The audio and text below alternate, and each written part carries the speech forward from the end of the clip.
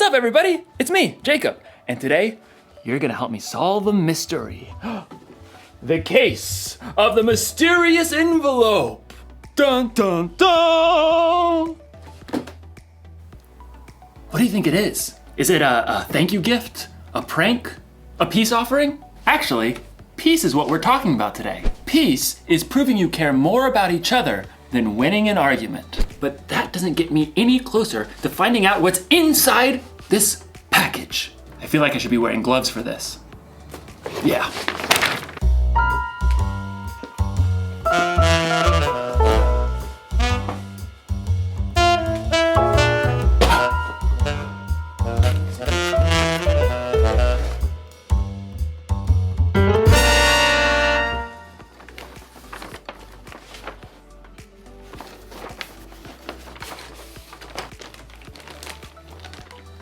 Monkey bridge? What's a monkey bridge? A few twigs and some string, but no instructions. Another mystery. Dun, dun, dun! I mean, clearly this is a bridge building kit. Well, maybe the sticks are the decking? But how do maybe I'm supposed to weave it together. This doesn't make any sense. I gotta get creative. I gotta think outside the box to find a solution. Actually, that's exactly what someone in today's story did. Now, how do you build a monkey bridge? The Bible. It's 66 books of history, stories, letters, and poetry that fit together to form God's one big story. The epic adventure of how He created us and loves us so much that He made a way to rescue us. As we travel through the Bible, from Genesis to Revelation, we discover people who met God and found their lives changed forever.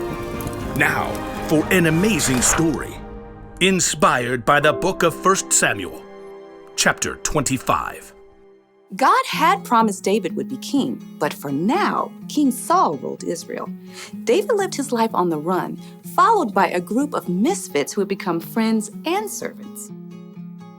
One day, they arrived in the desert of Paran, near the land of a wealthy man named Nabal, who owned 3,000 sheep.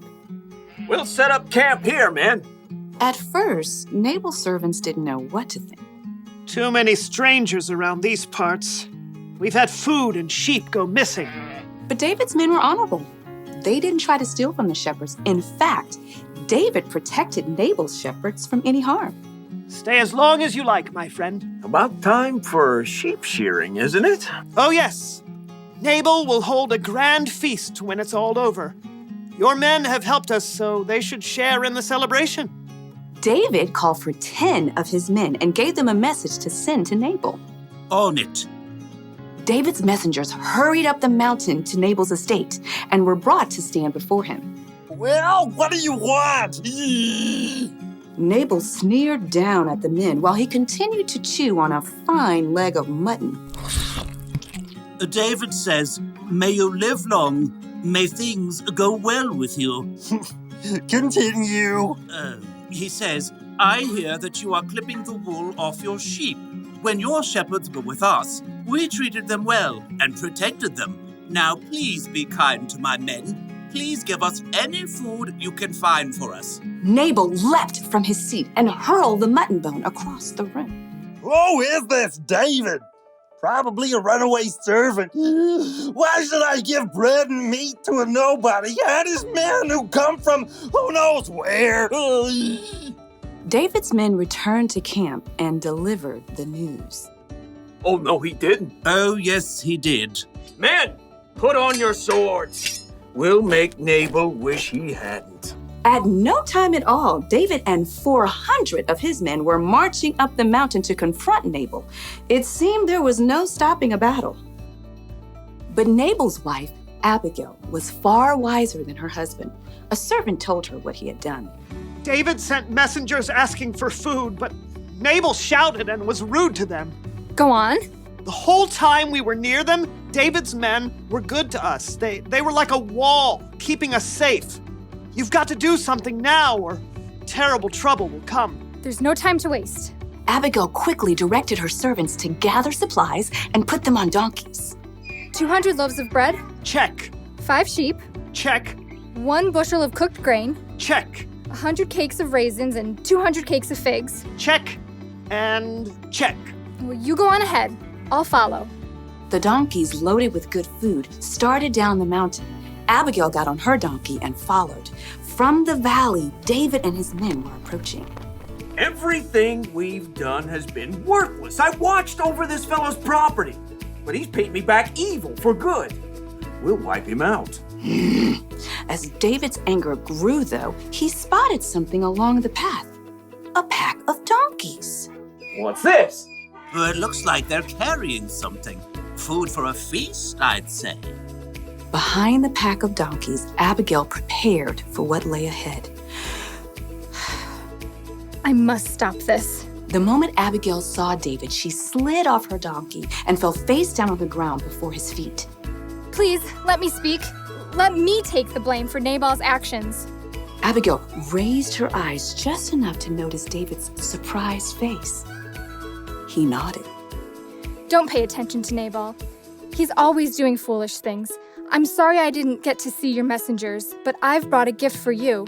Right now, the Lord has kept you from killing Nabal and his men. Let the Lord deal with your enemies. Abigail rose to her feet. David and his men listened, surprised by the strength of her message. You fight the Lord's battles, so he will give your family line a kingdom that will last. He'll make you ruler of Israel. And when he does, you won't have a heavy load on your mind about killing people with no reason. The Lord will give you success. When that happens, please remember me. Abigail took a deep breath and waited. David smiled. Give praise to the Lord. He sent you to find me. May he bless you for this. You have kept me from using my own hands to get even. David's men unloaded the food that Abigail had brought. Go home in peace. I'll do what you have asked.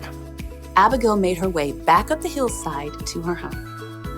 She had chosen to humble herself and do the hard yet creative work of making peace. In the end, Nabal paid the high price for his foolish anger, but God blessed Abigail. The fight between Nabal and David wasn't Abigail's problem, but she didn't use that as an excuse.